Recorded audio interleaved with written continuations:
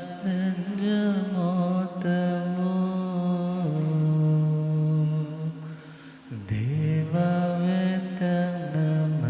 देवावेतनमस्ते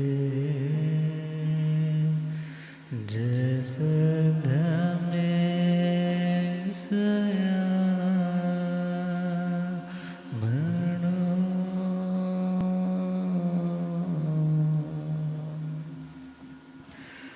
श्री महावीर प्रभु को मेरी वंदना।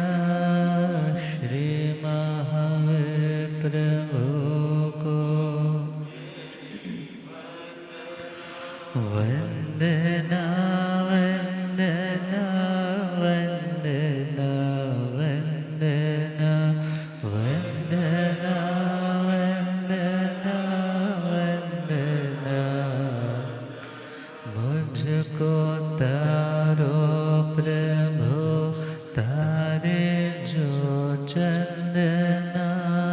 मुझको तारो प्रभु तारे जो वंदना वंदना वंदना वंदना वंदना वंदना। मुझको दलदल से अब तो निकालो प्रभु। मुझको दलदल मैं तो आया शरण में संभालो प्रभु। मैं तो आया शरण में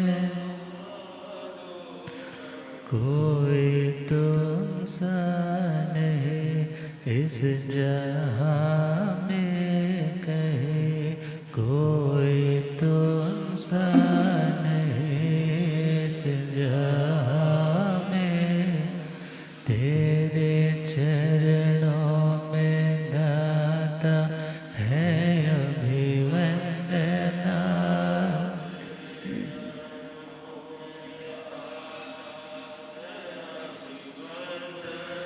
वंदना वंदना वंदना वंदना वंदना वंदना। अनंत आनंद शांति के निकेतन शासनपति श्रवण भगवान महावीर स्वामी के पावन चरणा रविंदों में हार्दिक भावना वंदन नमन। मेरे अंधेरे जीवन को रोशनी प्रदान करने वाले परम उपकारी आगम ज्ञान के भंडार आगम ज्ञाता आगम पुरुष जिन शास्त्ररत्न हिमाचल केसरी उपाध्याय भगवंत श्रद्धेय गुरुदेव श्री जितेंद्र मुनि जी महाराज साहब के पावन चरण कमलों में हार्दिक भावना वंदन नमन। पाठ पर विराजमान तपस्वी रतन श्री प्रभु मुनि जी महाराज साहब के चरणों में वंदन। धर्म सभा में उपस्थित धर्मानुरागियों, सुशीलवती माताओं एवं बहनों, असीम पुण्यदय से भाग्योदय से आप सबको संतों का समागम और वीतरागवाणी श्रवण करने का सुअवसर प्राप्त हो रहा है। हम अपना प्रसंग प्रारंभ करें उससे पूर्व आज का दिन कुछ अधिक विशेष है, क्योंकि आज हम सबके सरदार श्रवण संघीय चतुर्थ पटधर ध्यान योगी परम पूज्य जैन धर्म दिवाकर डॉक्टर श्री शिव मुनि जी महाराज साहब का मंगलमय पावन जन्म दिवस है। वैसे तो जो अजन्मा है उसका जन्मदिन क्या मनाए। देह की दृष्टि से जन्मदिन है, आत्मा की दृष्टि से तो इस जन्म को, इस मरण को सदा के लिए समाप्त करना है। मगर वह जन्म लेना सार्थक है। जिस जन्म में अजन्मा सदा सदा के लिए बनने की साधना की जाए। तो आचार्य भगवंत श्रद्धे डॉक्टर श्री शिव मुनि जी महाराज साहब, जिनका दैहिक दृष्टि से जन्म हुआ अपने ननिहाल में, नानी हाउस रानिया नगरी में, और माता विद्या देवी, पिता चिरंजी लाल जी भाभो गोत्रीय, 18 सितंबर सन 1942 पावन घड़ी आई जब आत्म कल्याण के साथ साथ पर कल्याण के लिए साधना करने वाले किसी महान आत्मा ने इस देह में पधार कर दुनिया के कल्याण के लिए जन्म लिया। तो आचार्य भगवंत अपने ननिहाल में अधिक समय बिताने लगे। और इधर वैसे तो माता जहाँ ब्याही है वो नगरी तो मलोट मंडी है, मगर जब जब भी छुट्टियाँ होती तो कहाँ भागने का रहता कि वहाँ रानियाँ चलते।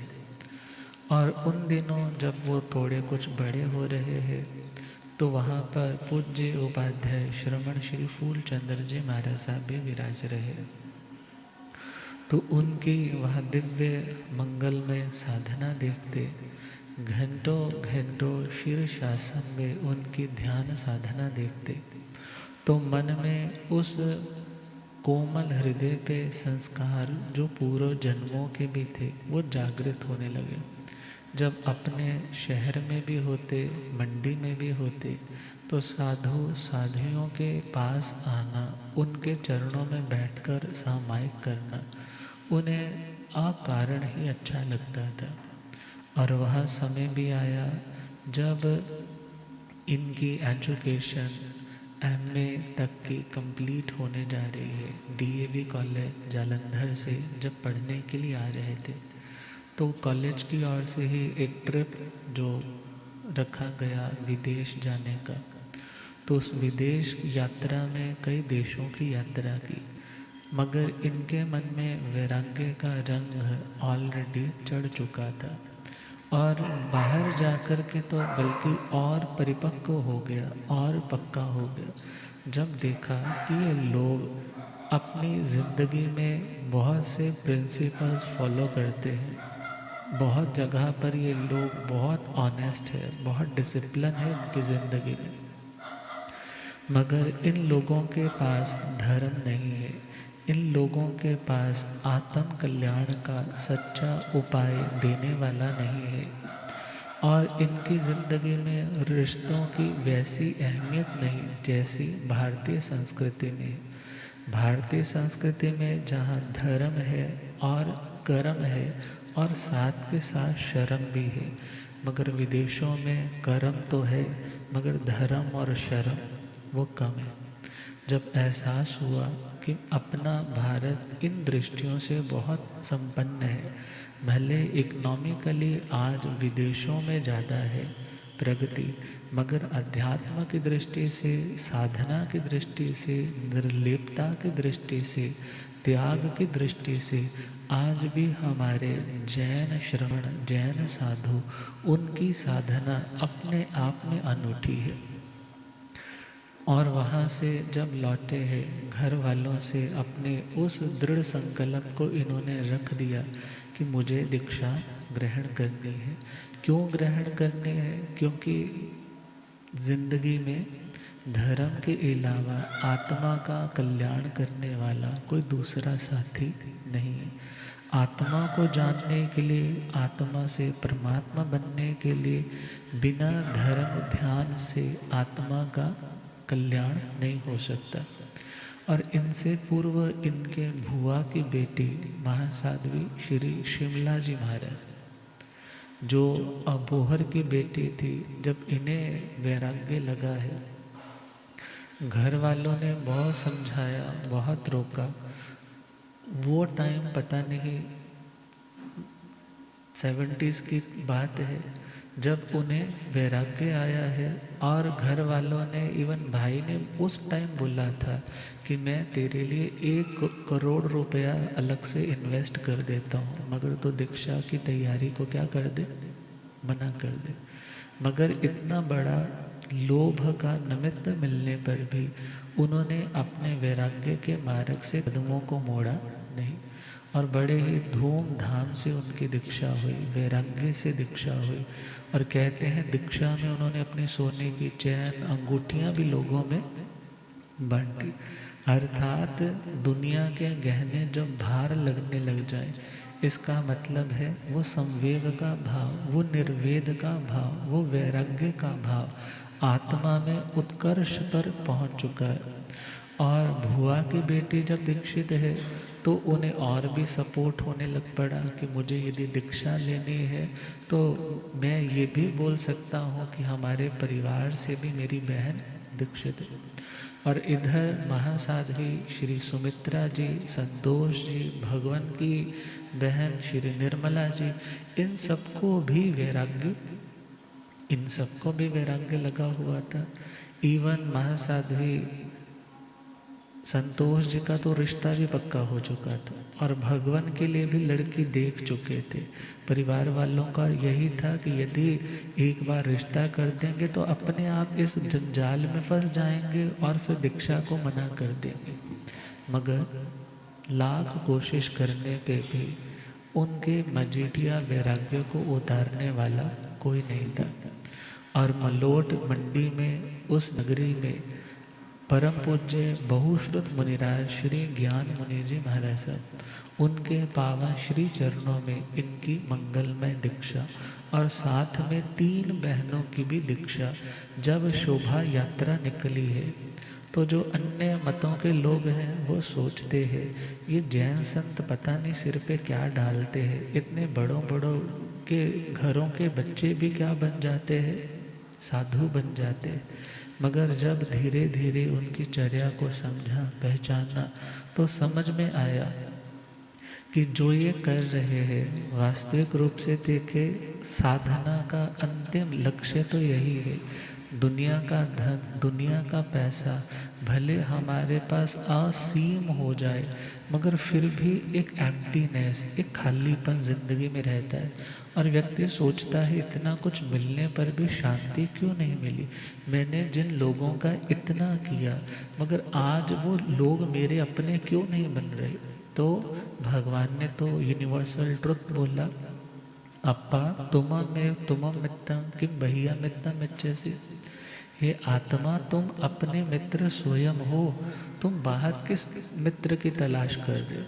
और जब तुम बाहर खोजते हो तो वो कुछ समय का संयोग होता है, कुछ टाइम का एक रिलेशन होता है, मगर संयोग वियोग में बदलने वाला। और जब वियोग में बदलता है तो दुख दे करके जाता है, पश्चाताप दे करके जाता है, ऐसी यादें दे करके जाता है जिसमें आंखों से आंसू ही बरसते हैं।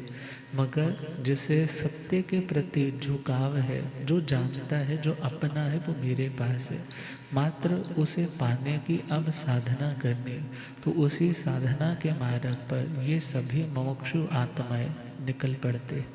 और वह समय भी आता है जब स्वाध्याय की श्रेणियों का आरोहण करें और पंजाब प्रवर्तक उपाध्याय श्रवण श्री फूल चंद्र जी महाराज साहब के पावन निश्रा में रह कर के आगमों का स्वाध्याय भी किया। ध्यान के प्रति इन्हें स्टार्टिंग से ही बहुत इंक्लिनेशन था, झुकाव था, और ध्यान की हर तरह की पद्धतियों को जानने के लिए इन्होंने अलग अलग संप्रदायों के भी ध्यान पद्धतियों को सीखने में कोई संकोच नहीं किया और बड़ी उदारता के साथ उनको सीखा और समझने की कोशिश की कि ये लोग क्या कर रहे हैं। और पढ़ाई के क्षेत्र में भी बढ़ रहे थे, पीएचडी भी कर ली, डीलिट भी कर ली, मगर उन्हें महसूस होने लगा इससे बौद्धिक विकास तो हो रहा है, मगर आध्यात्मिक विकास के लिए इस ज्ञान का प्रयोग ध्यान के साथ जोड़ना होगा।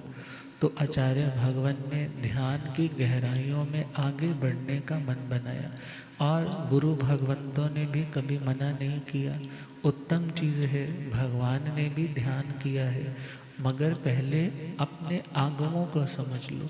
तो पहले आगमों के जानकारी को इकट्ठा की, और वो समय भी आया जब इनकी प्रभावक प्रवचनों की शैली, जिसमें आत्मा को झकझोरने वाली बातें होती कि हे आत्मा, तुम्हारा अपना जो है तुम उसके लिए कुछ करना स्टार्ट करो। और वो समय भी आया जब इनका साहित्य भी प्रकाशित हुआ, और वो समय भी आया जब 13 मई सन 1987 पूना महाराष्ट्र में जो सम्मेलन था, और वहाँ पर इन्हें युवाचार्य और पूज्य साहित्य मनीषी श्री देवेंद्र मुनि जी महाराज साहब को उपाचार्य ये घोषणा दी जाती है।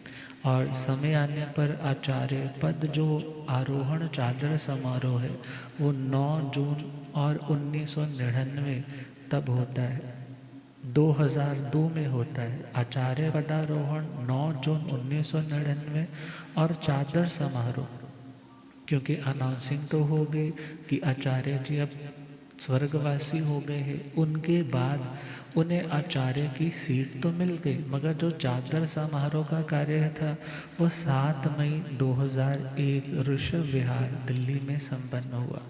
और वह समय आया जब श्रमण संघ की वागडोर, श्रमण संघ की नैया के खिवैया आचार्य भगवंत कहलाने लगे। और शिव कहते ही कल्याण को है। शिव किसे कहते हैं? कल्याण को। जो अपना भी कल्याण करने के लिए तत्पर है, जो दूसरों के कल्याण के लिए भी प्रयासरत है। और भगवान ने बहुत विचरण किया, अर्थात हमारा पंजाब तो खूब विचरा है, जम्मू तक विचरा है, और उधर आगे बढ़े तो बेंगलोर, हैदराबाद, चेन्नई, राजस्थान, महाराष्ट्र, इतने हजारों किलोमीटर आचार्य भगवान ने पद यात्रा की।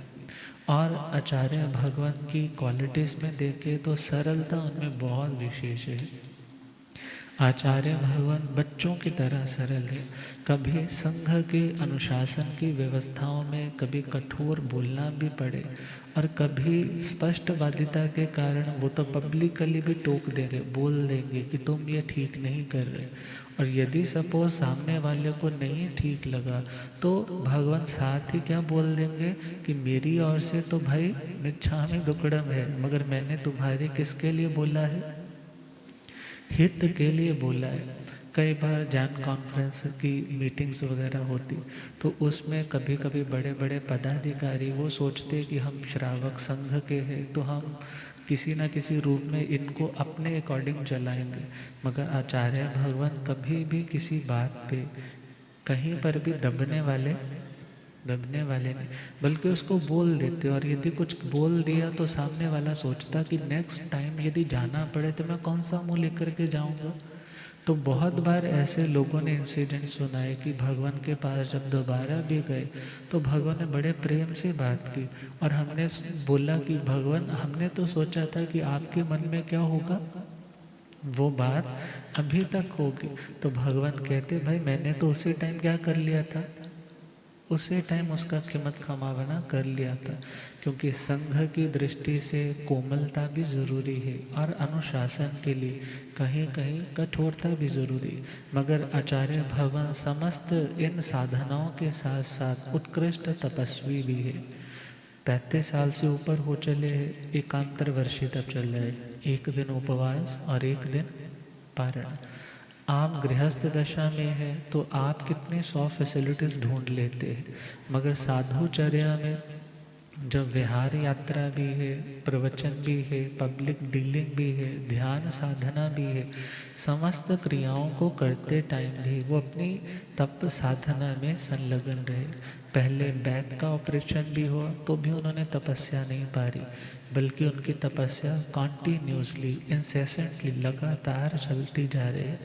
और उनकी वह उत्कृष्ट ध्यान की प्यास, जिसके कारण आचार्य भगवान ने बहुत सफल चतुर्मास हर स्थान पे की। क्योंकि आचार्य पदवी देखा जाए तीर्थंकरों की पदवी, किसकी पदवी है? क्योंकि सूरी समा हुंदी जो सूरी अर्थात आचार्य है वो तीर्थंकरों के समान माने जाते हैं, ये एक धारणा प्रचलित है। क्योंकि आज के टाइम में प्रेजेंट तीर्थंकर तो महाविदेह में है, मगर हमारे सामने हमारे लिए भगवान कौन है? जो आचार्य पद पे विराजमान है। महाराष्ट्र, राजस्थान, एमपी, उन एरियाज में चले जाओ तो हजारों की पब्लिक होती है। कभी व्याख्यान हो, दर्शन करने, मंगल पाठ सुनना है, मगर आचार्य भगवान इतनी दुनिया के झंझटों से भी क्या रखते? खुद को दूर रखते। कितने लोगों की बात सुनना, परिवार आए हैं उनकी बात सुनना, मगर भगवान अपनी निर्लेपता की साधना में निरंतर वर्धमान रहे।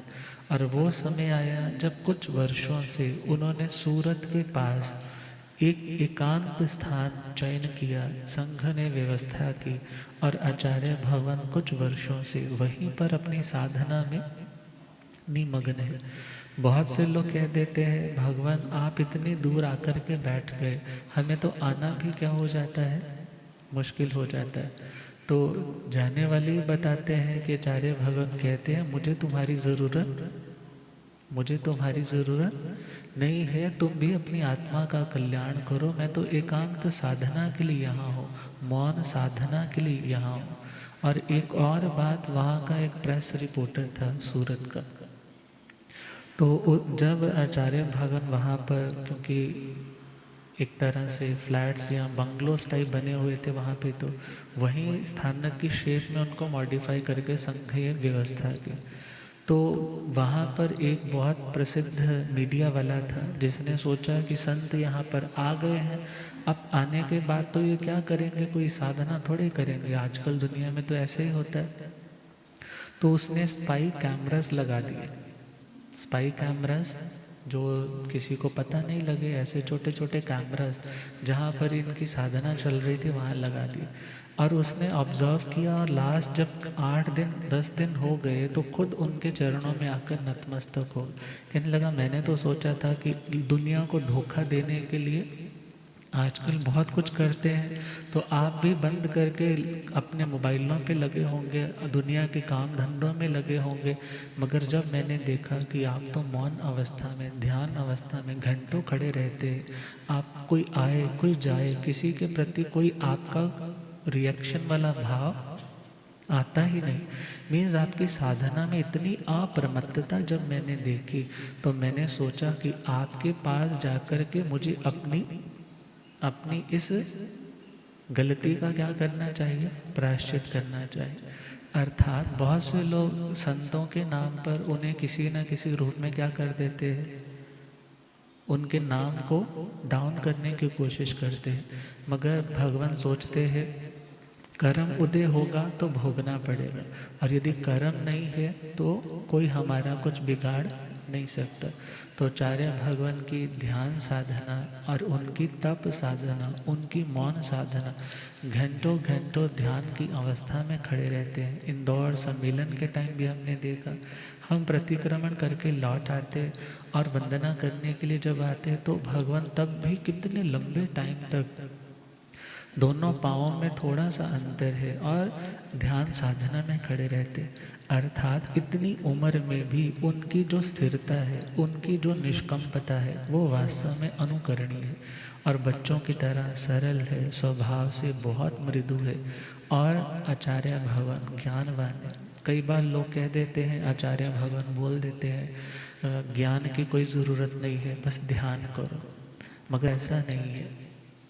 बल्कि आचार्य भगवान ये लाइन तब बोलते हैं जब इतना इतना ज्ञान होने के बावजूद भी साधक वर्ग दुनिया के प्रपंचों में ही फंसे होते, दूसरों की काट छांट में मैं उत्तम हूँ, दूसरे संप्रदाय वाला निकृष्ट है, इन बातों में उलझे रहते हैं। तो भगवान कहते हैं ऐसे ज्ञान से आत्मा का कल्याण होने वाला, बल्कि मोक्ष जाने के लिए दोनों चीज़ें ज़रूरी है, पहले स्वाध्याय और उसके बाद ध्यान। क्योंकि स्वाध्याय से हमारे भावों में निर्मलता आएगी और ध्यान से हमारे भावों में स्थिरता आएगी।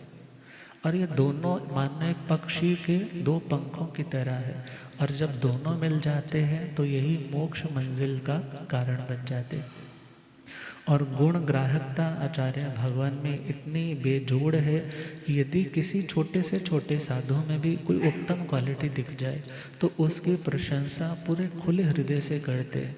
और हो सकता है कि यदि उनको किसी की काबिलियत, किसी की क्वालिटी बहुत पसंद आ जाए तो उसका जयकारा तक भी लगा देंगे। और हमने तो देखा उपाध्याय भगवान श्रद्धेय गुरुदेव तो पदवी से भी छोटे हैं और दीक्षा से भी उनसे छोटे हैं, मगर जब गुरुदेव के ज्ञान ध्यान को देखते तो उपाध्याय भगवान की जय से भी बोल देते। अर्थात इतनी गुण ग्राहकता, इतनी विनम्रता जिसमें हो, वो आत्मा तो निश्चय से तरणहार आत्मा होती। और आचार्य भगवान जब सम्मेलन का टाइम था, गुरुदेव जब वंदन करने के लिए सुबह सुबह गए तो उपाध्याय भगवान को कहने लगे, आचार्य भगवान आप मेरे श्रवण संघ के सच्चे उपाध्याय हो, आप मेरे श्रवण संघ के सच्चे उपाध्याय हो। आपको दुनिया से कोई लेना देना नहीं, राजनीति से कोई लेना देना नहीं, पदवियों की कोई दौड़ नहीं, कोई होड़ नहीं। आप आत्मा के लिए कितनी साधना कर रहे हो, बहुत प्रसन्नता से बड़े आशीर्वाद दी। मगर उपाध्याय भगवान श्रद्धेय गुरुदेव कहते हैं उनकी क्वालिटी है, उनका बड़प्पन है, जो हमें क्या देते हैं, सम्मान देते। तो ऐसे आचार्य भगवंत जो संघ की शान है, जो संघ के सिरमौर है, जो तपस्वी है, उत्कृष्ट तपस्वी है, जो ध्यान योगी है, और ऐसे आचार्य भगवंत आज 83वां जन्मदिन है। यही भावना है जो अजन्मा होने की साधना वो कर रहे हैं, वो शीघ्र अतिशीघ्र फलीभूत हो। हम भी अपने संघ में रहते हुए अपनी आत्मा का कल्याण करने वाले बने। तो इन्हीं मंगलमय भावनाओं के साथ कुछ ध्यान के जो प्रयोग है उनमें से कुछ देर का हम ध्यान का अभ्यास करेंगे। सभी बड़ी स्थिरता के लिए कमर सीधी और आंखें बंद, दोनों हाथ भले आप अपनी गोद में एक हाथ नीचे, बायां नीचे, दायां ऊपर ऐसे भी रख सकते हैं, और या ज्ञान मुद्रा में भी बैठ सकते हैं। ध्यान का प्रयोग प्रारंभ कर रहे हैं। लंबा गहरा श्वास,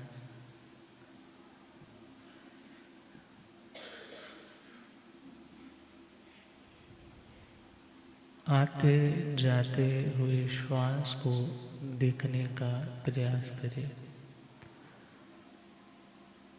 श्वास दाहिने नथुने से आ रहा है या बाएं से, उसे नोटिस करें। गहराई से श्वास भरेंगे और बड़े धैर्य के साथ श्वास को छोड़ेंगे।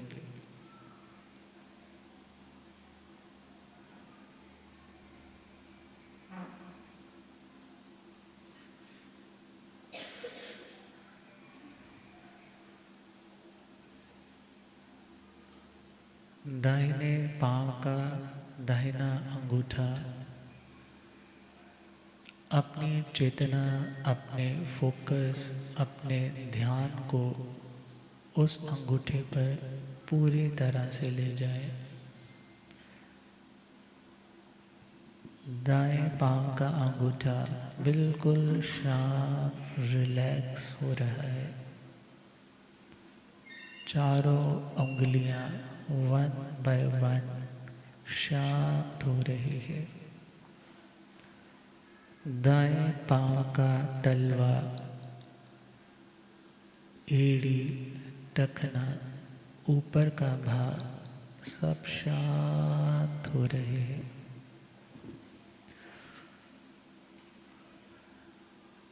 पांव से लेकर घुटने तक का संपूर्ण हिस्सा, हड्डी, मज्जा, बोन मैरो पूरी तरह से मसल्स शांत हो रहे।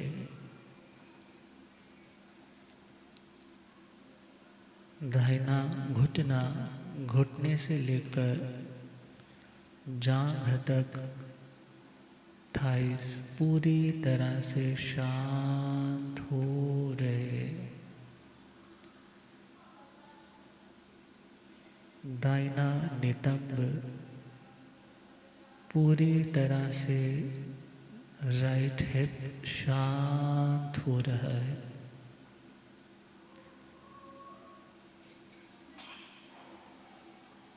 कमर से लेकर दाहिना पांव तक का संपूर्ण हिस्सा रिलैक्स हो चुका है।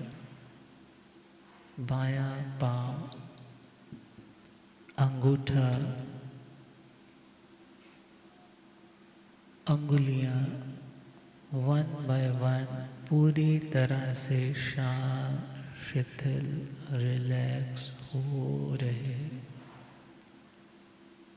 बायां पांव, पांव का तलवा, एड़ी, टखना, एंकल, ऊपर का पांव का हिस्सा पूरी तरह से रिलैक्स रिलैक्स रिलैक्स हो चुका है। बाएं पांव से लेकर के घुटने तक मसल्स, हड्डी, मज्जा, एक एक हिस्सा पूरी तरह से शांत शांत रिलैक्स हो रहा है। बायां घुटना, घुटने से लेकर पूरी थाई, जंघा, बायां नितंब, हिप बोन पूरी तरह से शांत शांत शांत हो रहे। जननेंद्रिय, मल का स्थान पूरी तरह से शांत शांत शांत हो चुके। बॉडी का वेस्ट से लेकर के संपूर्ण कमर से नीचे का हिस्सा शांत हो चुका है। दाहिना हाथ, अंगूठा वन बाय वन चारों उंगलियां शांत हो रही है। हथेली का भाग, हाथ के बाहर की चमड़ी, भीतर की हड्डियां शांत हो रही है। दाएं हाथ की कलाई, कलाई से लेकर कोहनी एल्बो तक का हिस्सा पूरी तरह से शांत शांत रिलैक्स हो रहा है। दाहिनी एल्बो से लेकर शोल्डर तक का संपूर्ण हिस्सा शांत शांत शांत हो रहा है।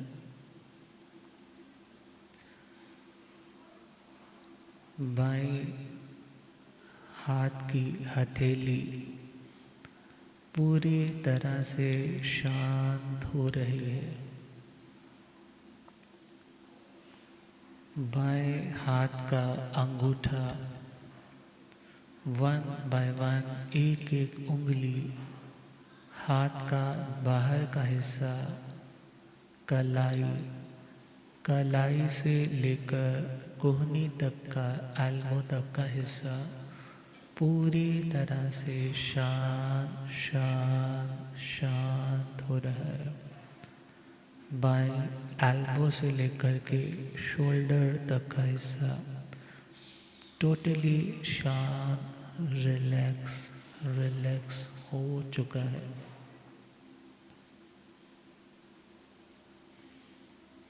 पेट का 3 भागों में छाती और पेट के हिस्से को बांट ले। नीचे का हिस्सा, सेंटर का हिस्सा, ऊपर का हिस्सा पूरी तरह से शांत शांत रिलैक्स हो रहा है। बड़ी इंटेस्टाइन, छोटी इंटेस्टाइन, किडनियाँ, पैनक्रियाज, हार्ट पूरी तरह से शांत हो रहे। रिब बोन्स, छाती के मसल्स, चेस्ट, गर्दन तक पूरा हिस्सा शांत शांत शांत रिलैक्स हो चुका है।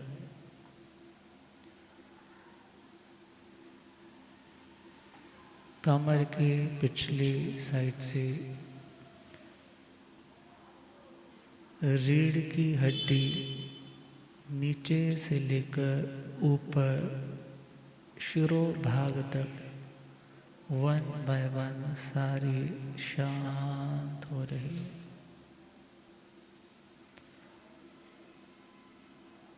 पीठ का सारा हिस्सा पूरी तरह से शांत शांत रिलैक्स हो रहा है। गर्दन का सारा संपूर्ण हिस्सा शांत हो चुका है। चेहरे की चिन, ठुड्डी, दाहिना गाल शांत हो रहे। नीचे का होंठ, अपर लिप पूरी तरह से शांत हो रहे। बाईं गाल, मुंह के अंदर दांत, जबड़े, जिह्वा, तालू पूरी तरह से शांत हो रहे। दाहिनी नासिका, नॉस्ट्रिल, बायां नॉस्ट्रिल, पूरी नासिका अंदर से बाहर की लेयर शांत हो चुकी है। दायां कान, बाहर की आकृति, भीतर का हिस्सा शांत हो चुका है। बायां कान बाह्य और अंदर से टोटली शांत हो चुका है। दाईं आँख, पलकें, पुतलियाँ, भीतर का रेटिना, आईब्रोज पूरी तरह से शांत हो चुके हैं। बाईं आँख, पलकें, आईबॉल, रेटिना, पलकें शांत हो चुके हैं। पूरा मस्तक का भाग, फोरहेड पूरी तरह से शांत हो चुका है। सिर का संपूर्ण भाग, ब्रेन का भाग, बाहर का चमड़ी का हिस्सा, भीतर का स्कल पूरी तरह से शांत हो चुका है।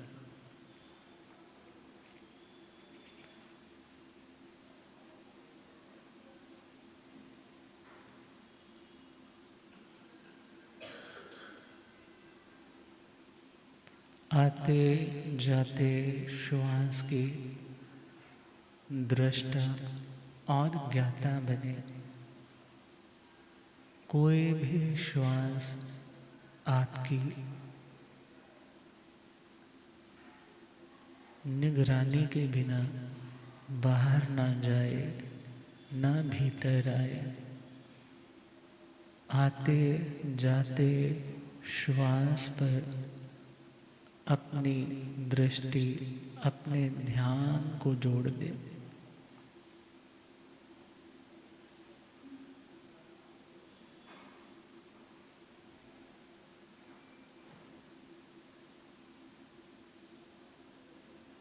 विचार करे यह देह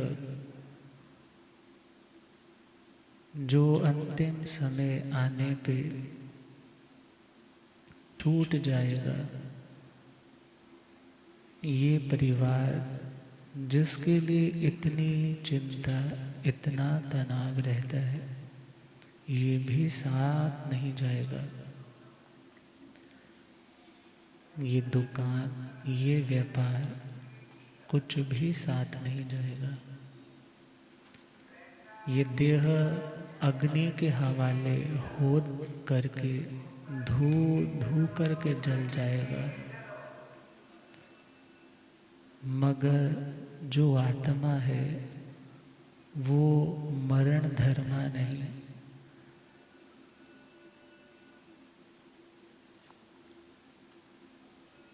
निश्चय से परमात्मा और आत्मा, सिद्ध और संसारी में कोई भेद नहीं। मैं कर्मों से मुक्त, शुद्ध निश्चय से मुक्त आत्मा हूँ।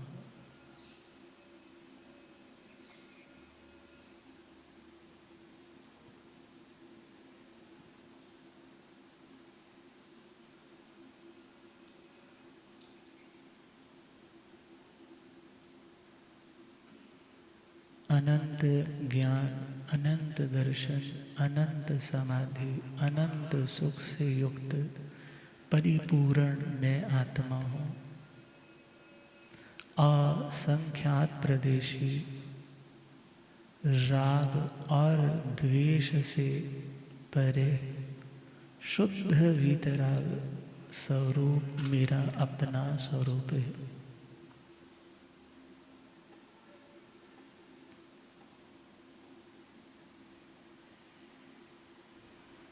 लंबा गहरा श्वास। धन्यवाद दे जिस माता पिता ने इस देह को जन्म दिया। धन्यवाद दे उन गुरुओं को जिन्होंने ज्ञान प्रदान किया। धन्यवाद दे उन अरिहंत भगवंतों को जिन्होंने हमें मोक्ष का मार्ग दिया। लंबा गहरा श्वास। जागो मेरी आत्मा, तुम स्वयं परमात्मा।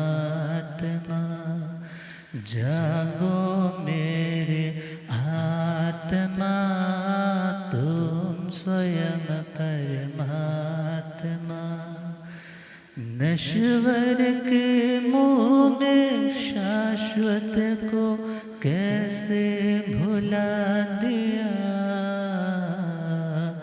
नश्वर के मुँह में शाश्वत को कैसे भुला दिया।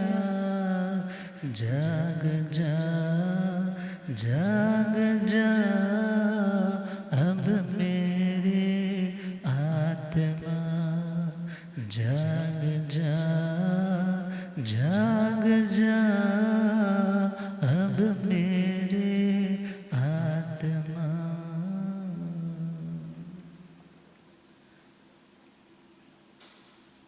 तीन बार अरहम की ध्वनि करेंगे।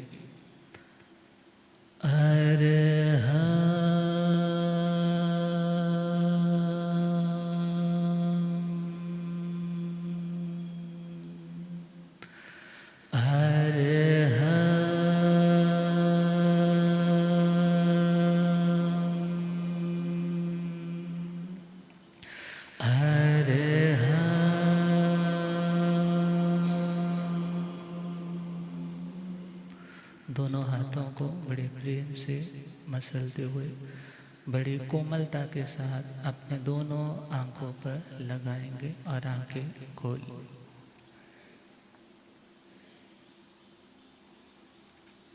तो आज छोटा सा ध्यान का अभ्यास, जिसमें जस्ट छोटा सा एक पॉइंट था कि आत्मा अलग है और शरीर अलग है।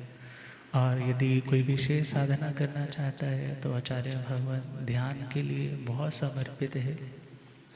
ध्यान के कई सेंटर्स है, तो स्वाध्याय जो कर रहे हैं उन्हें ध्यान और भी समझ में आएगा। जो नव तत्वों के ज्ञाता है उन्हें और भी गहराई से समझ आएगा। तो अब हम लौटे अपने विषय के ऊपर। पुनः पुनः आचार्य भगवान को हार्दिक खूब खूब बधाइयाँ। इसी प्रकार हमारे सर पर आपका हाथ बना रहे, संघ पर आपका मंगलमय आशीर्वाद बना रहे। और प्रेम से गुनगुनाते हैं कुछ पंक्तियाँ। आज जन्म मुबारक शिव भगवन, आज शिव भगवन बन गए जगतारक। शिव हो बन गए जगतारक। हो सोना मुखड़ा नूरानिए शिव भग। हो सोना मुखड़ा नूरानिए।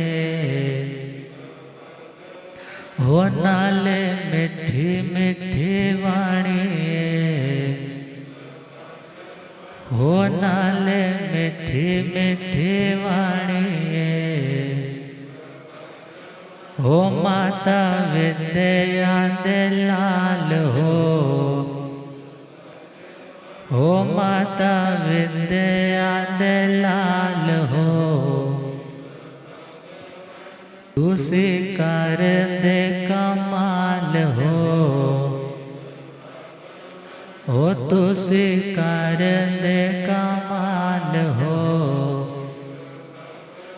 ओ तुहाडा तेज अनोखा।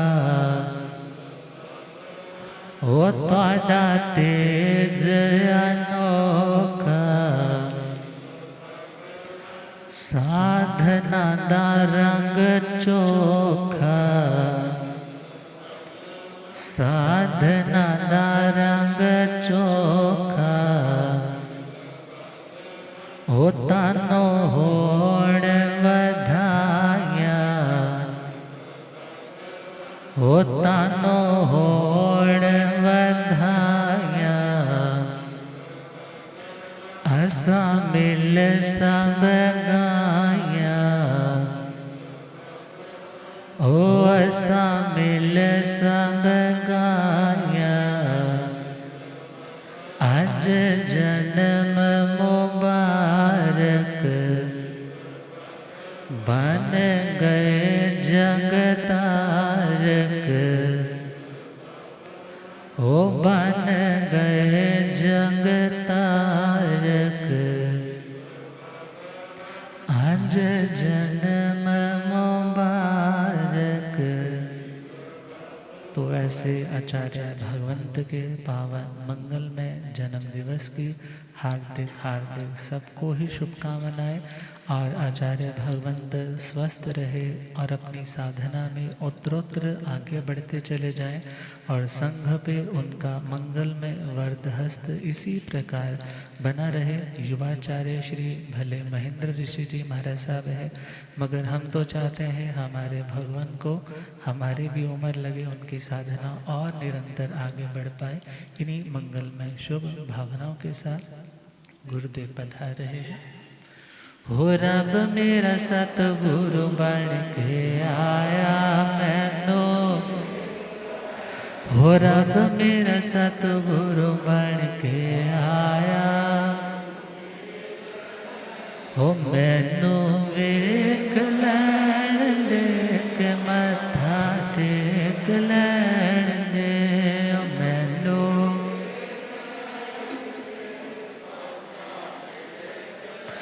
हो रब मेरा सतगुरु बन के आया मैनू।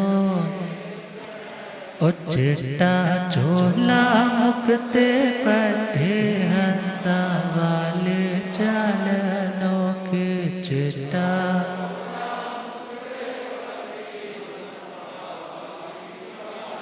हो थे झुकदा है संसार मैनू। हो थे झुकदा है संसार मैनू।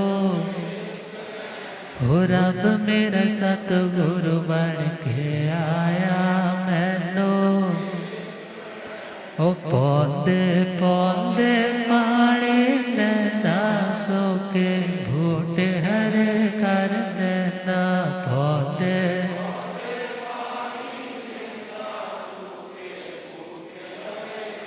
ओ केड़ा माले बन के आया मैनू,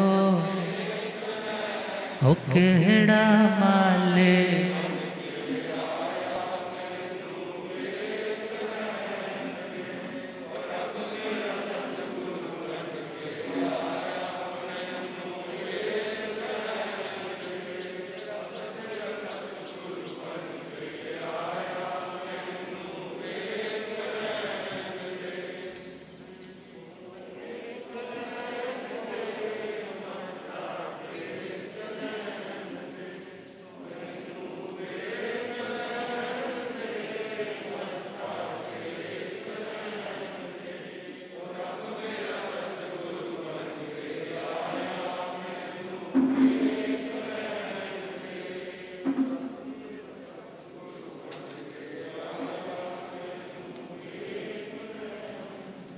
आगम ज्ञाता आगम पुरर्जन शास्त्र तंत्र हिमाचल के श्री श्रद्धेय उपाध्याय भगवंत गुरुदेव श्री जितेंद्र मुनि जी। तो हम अपने पुच्ची सोनम के इस टॉपिक को कल पे छोड़ते हैं, गाथा आज बोल लेते हैं। तो इसके बाद श्रद्धेय गुरुदेव कृपा फरमाएंगे। आणो जग परम महेश,